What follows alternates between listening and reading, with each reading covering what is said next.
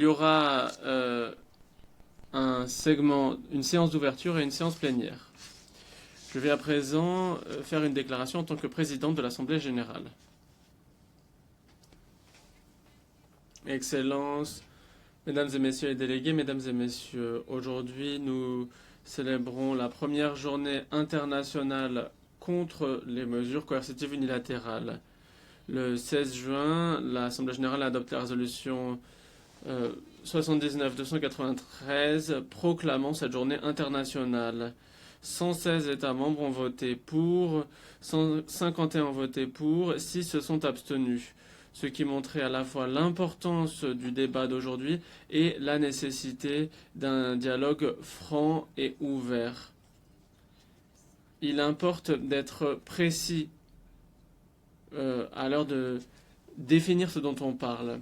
Il y a une différence entre mesures coercitives unilatérales,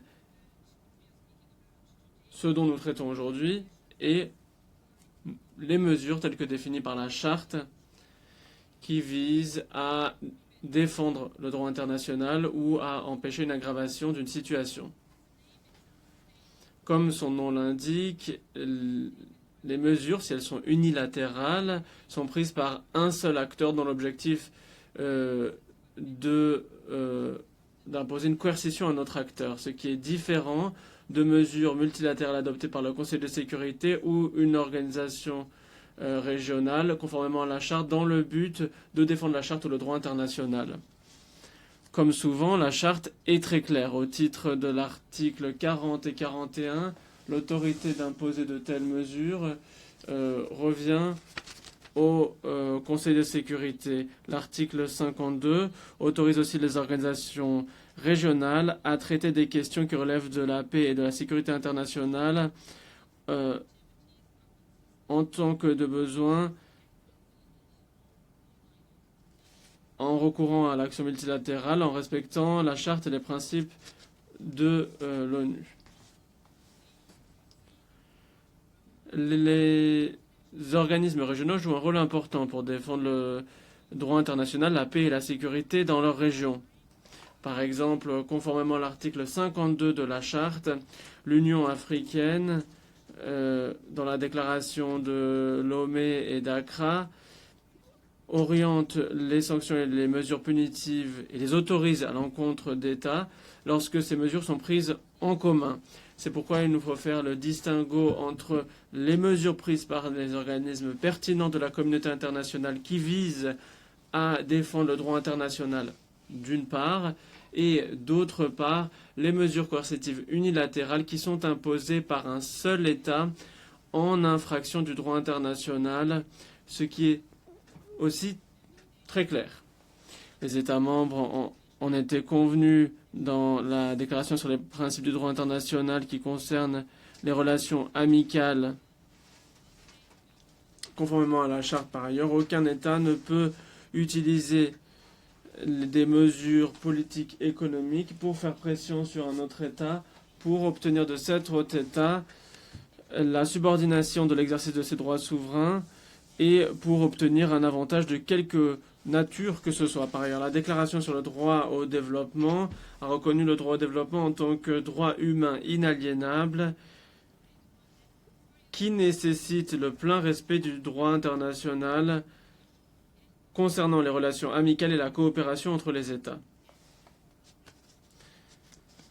Plus récemment, le Pacte pour l'avenir a exhorté les États membres à s'abstenir de promulguer ou d'appliquer des mesures économiques unilatérales qui ne seraient pas conformes au droit international ou à la Charte des Nations Unies, qui empêcheraient la pleine réalisation du développement économique et social, notamment dans les pays en développement.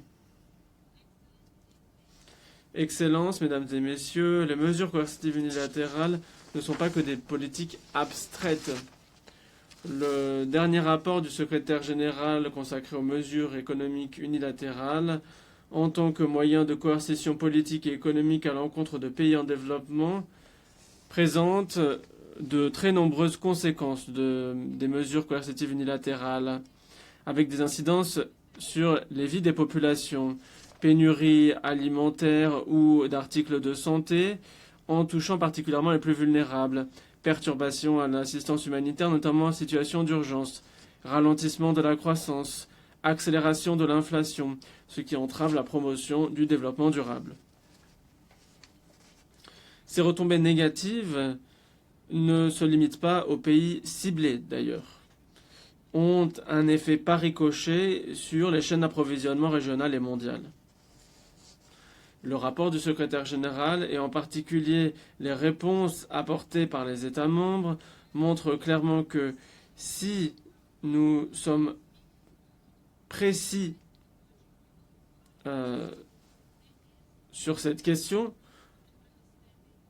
en dépit des divergences de points de vue, on peut dégager un terrain d'entente entre États membres. Les États membres sont d'accord sur le principe que toute mesure restrictive ou sanction doit se faire dans le respect de la charte ou du droit international. Les États membres sont d'accord pour dire que ces mesures et sanctions ne seraient pas nécessaires si tous les États membres respectaient les principes de la charte et leurs obligations au titre du droit international, y compris du DIH et du DIDH. Le débat d'aujourd'hui montre encore l'importance qu'il y a aujourd'hui non seulement à dialoguer, mais l'importance qu'il y a aussi d'être précis dans les termes. Nous rappelle l'importance de choisir le multilatéralisme plutôt que l'unilatéralisme, le dialogue plutôt que la coercition. C'est ainsi que nous pourrons défendre la charte, renforcer le droit international et construire un ordre international plus juste et fondé sur la coopération.